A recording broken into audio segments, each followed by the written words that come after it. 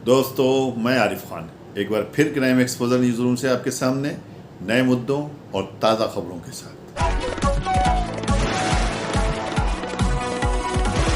2024 का लोकसभा चुनावी रण कौन जीतेगा, दोनों ने तैयारी कर रखी है। राहुल गांधी पूरी तैयारी के साथ हैं, विपक्ष उनके साथ में है, तो सत्ता पक्ष ने जो उनको मुंहतोड़ जवाब देने की तैयारियां की हैं, इस वीडियो क्लिप में पूरा देखिएगा।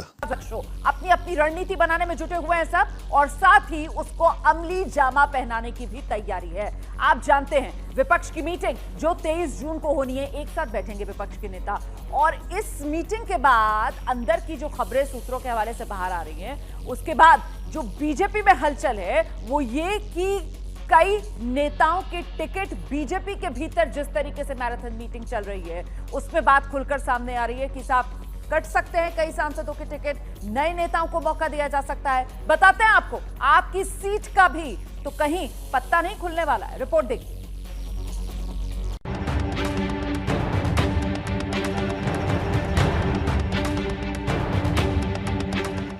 सोमवार, मंगलवार, बुधवार, ये बीते 3 दिनों की तस्वीरें हैं जब गृह मंत्री अमित शाह और बीजेपी अध्यक्ष जेपी नड्डा ने पार्टी मुख्यालय में मैराथन मीटिंग की है।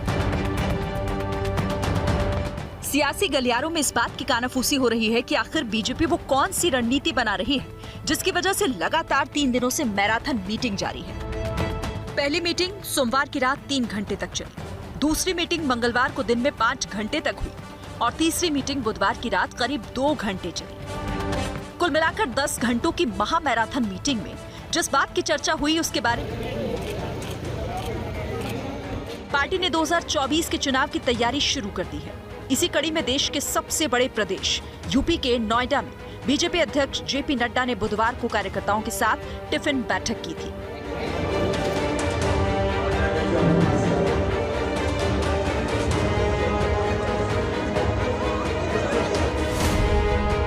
कार्यकर्ताओं से इनफॉर्मल चर्चा हुई और इसमें हमने पुराने कार्यकर्ता भी बुलाए। यह एक लगातार प्रक्रिया है, समय समय पर ऐसी टिफिन बैठकें आगे भी होंगी। हम हमेशा ही तैयार रहते हैं और हर पल हम नई योजनाओं के साथ चलते हैं, इसलिए 24 हो और 24 से पहले आने वाले भी चुनाव हैं, सभी के लिए हम तैयार हैं। बीजेपी ने यूपी में सभी 80 सीटें जीतने का लक्ष्य रखा है। 2019 के लोकसभा चुनाव में जब यूपी में बीएसपी और एसपी का गठबंधन था, तब बीजेपी गठबंधन ने 80 में से 64 सीटों पर जीत हासिल की थी। सूत्र बता रहे हैं कि बीजेपी ने यूपी में इंटरनल सर्वे कराया है जिसमें सांसदों के कामकाज को लेकर फीडबैक लिया गया। खबर है कि इसी फीडबैक के आधार पर कुछ सांसदों का टिकट कट सकता है। पार्टी सूत्रों की माने तो इस बार लोकसभा की 18 से 20 सीटों पर बीजेपी अपने उम्मीदवारों को बदल सकती है, जबकि 75 की उम्र सीमा पार कर चुके कुछ सांसदों के टिकट भी बीजेपी काट सकती है। वहीं योगी सरकार में शामिल कुछ मंत्रियों और विधायकों को पार्टी उम्मीदवार बना सकती है। सूत्रों की माने तो पार्टी ने जो इंटरनल सर्वे कराया है उसके मुताबिक सांसदों से ज्यादा इलाके में कुछ विधायकों की लोकप्रियता सामने आई है। पार्टी इस लोकप्रियता को लोकसभा चुनाव में भुनाने की तैयारी कर रही है। सभी विधानसभाओं में एक वरिष्ठ कार्यकर्ताओं के साथ बैठक और ऐसे अनुभवी जिन्होंने लंबे समय तक भारतीय जनता पार्टी की इस विकास यात्रा को यहाँ तक पहुँचाने में अपना योगदान किया, हम लोग पूरा संकल्प को पूरा करेंगे जो 100% लोकसभा की 80 की 80 लोकसभा सीटें जीतने का भारतीय जनता पार्टी का जीतने का संकल्प है, उसे पूरा करेंगे। सूत्रों की माने तो कानपुर से विधानसभा अध्यक्ष सतीश महाना या पूर्व उप मुख्यमंत्री डॉक्टर दिनेश शर्मा उम्मीदवार हो सकते हैं। देवरिया सीट से विधायक शिलमणि त्रिपाठी उम्मीदवार हो सकते हैं। धौरहरा सीट से बीजेपी मंत्री जितिन प्रसाद को टिकट दे सकती है।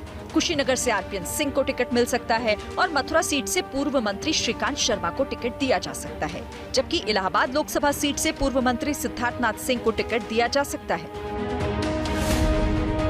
गाजियाबाद से इस बार बीजेपी साहित्य जगत से जुड़े एक बड़े चेहरे को चुनाव मैदान में उतार सकती है।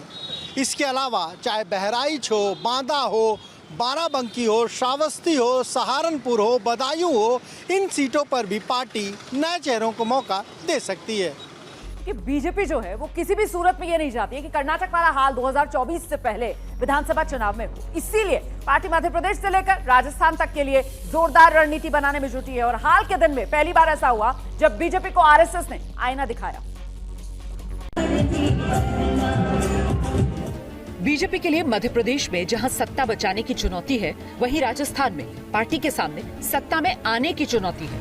वैसे तो 24 से पहले 5 राज्यों में चुनाव होने हैं, लेकिन मुख्य रूप से बीजेपी की नजर इन्हीं 2 राज्यों पर है।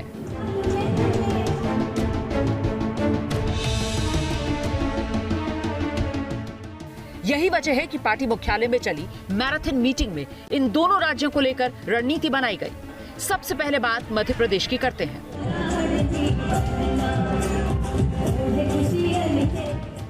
शिवराज सिंह चौहान के नेतृत्व में बीजेपी ने 2018 में चुनाव लड़ा था। उस चुनाव में कांग्रेस भारी पड़ गई और बीजेपी को सत्ता से बाहर होना पड़ा।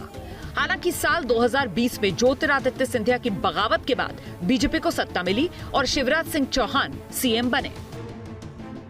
अब इन दिनों मध्य प्रदेश बीजेपी के भीतर गुटबाजी बढ़ चुकी है। पार्टी के अंदर कई गुट बन गए हैं। कांग्रेस के नेता बीजेपी के भीतर की इस गुटबाजी को अपने बयानों से हवा दे रहे हैं। जब से सिंधिया जी भाजपा में आए हैं तो 3 भाजपाएं हो गई हैं, महाराज भाजपा और नाराज भाजपा। अनेक भाजपा के बड़े नेता हर संभाग में हमारे संपर्क में हैं और आपको देखने को मिलेगा अगले कुछ दिनों में, महीनों में अनेक भाजपा के नेता पार्टी छोड़ के कमलनाथ जी का साथ देंगे। सूत्रों के मुताबिक अमित शाह और जेपी नड्डा के बीच जो बैठक हुई है उसमें मध्य प्रदेश के अध्यक्ष बीडी शर्मा को हटाने की बात हुई है। बीडी शर्मा इस समय मध्य प्रदेश के अध्यक्ष हैं और चुनाव से पहले मध्य प्रदेश में भारतीय जनता पार्टी का एक बड़ा खेमा उन्हें हटाने की मांग कर रहा है। जहां तक राजस्थान का सवाल है तो पार्टी के पास इस वक्त प्रदेश में वसुंधरा राजे से बड़ा कोई चेहरा नहीं। अमित शाह और नड्डा की मीटिंग के बाद बुधवार को दिन में वसुंधरा राजे ने दिल्ली में संगठन मंत्री बीएल संतोष और प्रदेश के प्रभारी अरुण सिंह से मुलाकात की। राजस्थान की राजनीति में इस मुलाकात को काफी अहम माना जा रहा है। असल में कर्नाटक की हार के बाद बीजेपी राजस्थान को लेकर रिस्क लेने के मूड में नहीं। पार्टी के पास प्रदेश में वसुंधरा से बड़ा कोई क्षेत्रीय नेता नहीं और जब से संघ ने बीजेपी को क्षेत्रीय नेताओं पर भरोसा बढ़ाने को कहा, तब से पार्टी काफी सोच विचार कर कदम उठा रही है। दरअसल कर्नाटक में मिली हार के बाद संघ के मुखपत्र ऑर्गेनाइजर में बीजेपी को आत्ममंथन की सलाह दी गई है। कहा गया है कि बिना मजबूत आधार और क्षेत्रीय लीडरशिप के चुनाव जीतना मुश्किल है। पिछले काफी दिनों में यह पहली बार हुआ है जब संघ ने भारतीय जनता पार्टी को कोई सलाह दी हो। लेख में कहा गया है कि पीएम मोदी के नाम का करिश्मा और हिंदुत्व का विचार चुनाव जीतने के लिए काफी नहीं।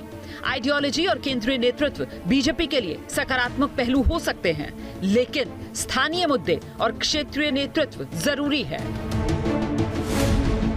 को कर्नाटक के लोगों ने संपूर्ण तौर से नकार दिया है। इस बात की अभिव्यक्ति अब भारतीय जनता पार्टी के संगठन और संस्थान अपने खुद के जो उनकी पत्रिकाएं हैं उसमें कर रहे हैं। ये अब वो लोग जो मोदी जी का महिमा मंडन करने में व्यस्त रहते हैं, मुझे लगता है कि उनके लिए सीख है और वो लेंगे। कर्नाटक की हार से बीजेपी सबक लेकर आगे बढ़ रही है। इसी कड़ी में अब अमित शाह ने बीजेपी शासित राज्यों के सीएम और डिप्टी सीएम्स को मीटिंग के लिए बुलाया है। 11 जून को दिल्ली में इनकी मीटिंग होगी। पार्टी किसी भी कीमत पर नहीं चाहती कि 24 से पहले होने वाले विधानसभा चुनाव में कर्नाटक जैसे नतीजे आएं।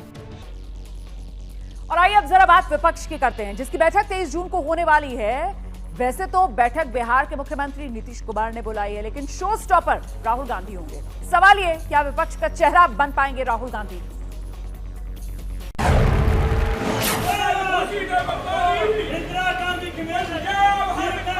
नफरत के बाजार में मोहब्बत की दुकान।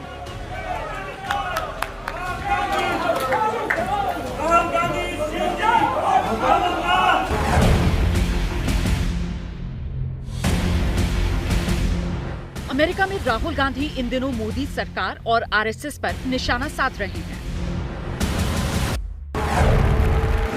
The languages, cultures, histories of each one of our states has to be protected under the union. So what you're talking about is already incorporated in our constitution. It's already there. The BJP and the RSS are attacking that idea that you mentioned and also the Constitution of India. विदेश की धरती पर दिए गए राहुल के इन बयानों ने देश में सियासी पारा चढ़ा रखा है। एस जयशंकर से लेकर स्मृति ईरानी तक के निशाने पर आज राहुल गांधी थे। उनकी आदत है कि वो जब बाहर जाते हैं कि वो देश की आलोचना करते हैं, हमारी राजनीति के बारे में टिप्पणी करते हैं। मुझे नहीं लगता कि बाहर जाके देश की पॉलिटिक्स को बाहर ले जाना देश के हित में नहीं, और मुझे नहीं लगता कि उनकी क्रेडिबिलिटी उसके कारण बढ़ेगी। कांग्रेस का नेतृत्व हमारे लोकतंत्र पर चोट करने के लिए बाहरी ताकतों का इस्तेमाल कर रहा है। जैसे जैसे चुनाव पास आ रहा है, वैसे वैसे कांग्रेस के नेताओं की इस प्रकार की गतिविधि का बढ़ना अपने आप में इस बात का संकेत है कि कांग्रेस सत्ता की भूख में अपने देश की लोकतांत्रिक प्रणाली पर चोट करने के लिए आमादा है। जिस तरह से राहुल गांधी पर बीजेपी हमलावर है, उसके बाद ये चर्चा होने लगी, क्या राहुल गांधी 2024 की रेस में मोदी के खिलाफ मजबूत प्लेयर बनकर खड़े हो गए हैं? डरे हुए हैं 24 को लेकर के, उसलिए अभी समझ में नहीं आ रहा है क्या करें। अभी कर्नाटक हार रहे हैं, उससे पहले हिमाचल प्रदेश हारे, आने वाला छत्तीसगढ़ हारेंगे, राजस्थान हारेंगे, मध्य प्रदेश हारेंगे, हरियाणा हारेंगे, दिल्ली हारेंगे, झारखंड हारेंगे। अभी चिंता करिए मत। 23 जून को पटना में मोदी सरकार के खिलाफ विपक्ष की बड़ी बैठक है। हमारी राजनीति के बारे में टिप्पणी करते हैं। मुझे नहीं लगता कि बाहर जाके देश की पॉलिटिक्स को बाहर ले जाना देश के हित में नहीं, और मुझे नहीं लगता कि उनकी क्रेडिबिलिटी उसके कारण बढ़ेगी। कांग्रेस का नेतृत्व हमारे लोकतंत्र पर चोट करने के लिए बाहरी ताकतों का इस्तेमाल कर रहा है। जैसे जैसे चुनाव पास आ रहा है, वैसे वैसे कांग्रेस के नेताओं की इस प्रकार की गतिविधि का बढ़ना अपने आप में इस बात का संकेत है कि कांग्रेस सत्ता की भूख में अपने देश की लोकतांत्रिक प्रणाली पर चोट करने के लिए आमादा है। जिस तरह से राहुल गांधी पर बीजेपी हमलावर है, उसके बाद ये चर्चा होने लगी, क्या राहुल गांधी 2024 की रेस में मोदी के खिलाफ मजबूत प्लेयर बनकर खड़े हो गए हैं? डरे हुए हैं 24 को लेकर के, उसलिए अभी समझ में नहीं आ रहा है क्या करें। अभी कर्नाटक हार रहे हैं, उससे पहले हिमाचल प्रदेश हारे, आने वाला छत्तीसगढ़ हारेंगे, राजस्थान हारेंगे, मध्य प्रदेश हारेंगे, हरियाणा हारेंगे, दिल्ली हारेंगे, झारखंड हारेंगे। अभी चिंता करिए मत। 23 जून को पटना में मोदी सरकार के खिलाफ विपक्ष की बड़ी बैठक है। पहले ये बैठक 12 जून को होनी थी। राहुल गांधी से लेकर विपक्ष के तमाम बड़े दिग्गज इस मीटिंग में पहुंचने वाले हैं। आज की आवश्यकता है कि भाजपा मुक्त यह देश बने, देश में फिर से लोकतंत्र स्थापित हो, और विपक्षी एकता की जो बैठक 23 तारीख को यहाँ होने वाली है, एक उसमें अहम भूमिका निभाएगा। यह हम आप लोग पिछले करीब 2 महीने से नीतीश कुमार विपक्षी एकता की मुहिम चला रहे हैं। मोदी सरकार के खिलाफ विपक्षी मोर्चा बनाने के लिए नीतीश कुमार कोलकाता से लेकर मुंबई तक का दौरा कर चुके हैं। मल्लिकार्जुन खड़गे, केजरीवाल, ममता बनर्जी, पटनायक से लेकर नीतीश, उद्धव, शरद पवार से मिल चुके हैं। माना जा रहा है कि 14-15 दलों के ये बड़े नेता 23 जून को पटना में मिलेंगे और फिर आगे की रणनीति तय होगी। उस बैठक में राहुल गांधी जी के साथ हम सब लोग रहेंगे। उद्धव ठाकरे साहब भी जा रहे हैं, शरद पवार साहब जा रहे हैं मेरे साथ। सभी देश के प्रमुख नेता वहाँ बैठक में जाएंगे और 2024 के जनने की हम करेंगे। पिछले साल हिमाचल और पिछले महीने कर्नाटक के नतीजों ने राहुल गांधी और कांग्रेस को विपक्ष के सेंटर पॉइंट में ला दिया। कर्नाटक के नतीजों के बाद राहुल गांधी का कद बढ़ा है। यही वजह है कि 24 के लिए नए सिरे से विपक्ष की लामबंदी हो रही है।